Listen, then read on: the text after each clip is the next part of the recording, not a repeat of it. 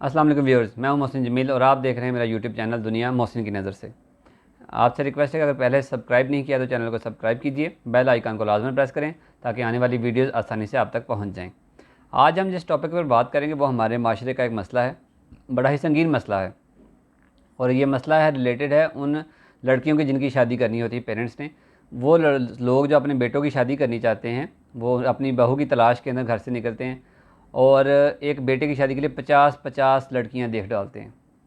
किसी के भी घर चले जाते हैं 5-6 लोग, वहाँ जाके बैठे लड़की का प्रॉपर जैसे सीटी स्कैन हो रहा तो उसके एक एक चीज़ को देखा जाता है, मुख्तलिफ़ किस्म के सवालात किए जाते हैं, मुख्तलिफ़ किस्म की डिमांडें पेश की जाती हैं और वहाँ से अच्छी खासी खातर तफाज़े करवा कर वापस आके घर से कह देते हैं जी हमें पसंद नहीं आया।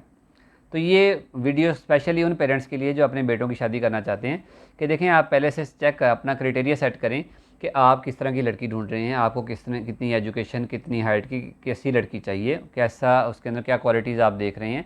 और वो चीज़ें वहाँ उनके घर जाने से पहले चेक कर लीजिए।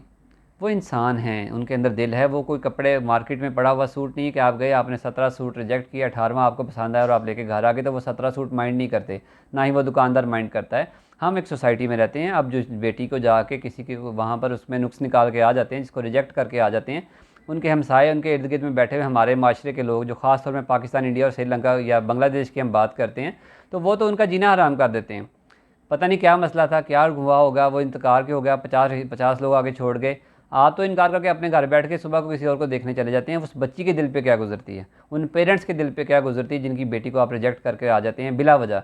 और वजह क्या निकलती है? वैसे मैं इसी माशरे में रहता हूँ, 35 साल उम्र हो गई है, तो वजह यही होती है जी, बाल छोटे थे, कद थोड़ा था, लड़की की आंखें छोटी थी, घर गरीब सा था, गेट अच्छा नहीं था, बैठक अच्छी नहीं बनी हुई थी, जहेज़ में क्या देंगे, इस तरह की फजूलियात हैं। मतलब एक समटाइम्स तो ऐसा भी सुनने को पता चला कि अपने घर में 8-8 बच्चे हैं, उसकी तरफ जो है ना जब बेटे की शादी करनी होती है तो उसकी अगर 4 बहनें हो तो शादी नहीं करते जी। मुंडा तो जो है ना वो रिश्ते पर ना रहेगा, वो मतलब उसकी फैमिली पे भी एतराज़ है कि उसके मेंबर्स कितने हैं। तो ये स्पेशल मैसेज है उन पेरेंट्स के लिए जो अपने बेटों की शादियां करने जा रहे हैं कि देखिए आपका जो भी क्राइटेरिया है, आपको जैसी भी दुल्हन चाहिए, आप जैसी भी बहू चाहते हैं वो आपका राइट है, आप ढूंढें, मगर पहले उसको सेट कर लें और किसी के घर जाकर उसको रिजेक्ट करके आने से पहले आप अपने घर बैठ के वो मालूमात पूरी कर लें कि आप जहाँ जा रहे हैं वो क्यों जा रहे हैं और कैसे जा रहे हैं। और खुदारा ऐसा भी ये भी कोई तरीका नहीं कि 6-7-8-10 लोग किसी के घर चले जाते हैं, ये भी गलत है।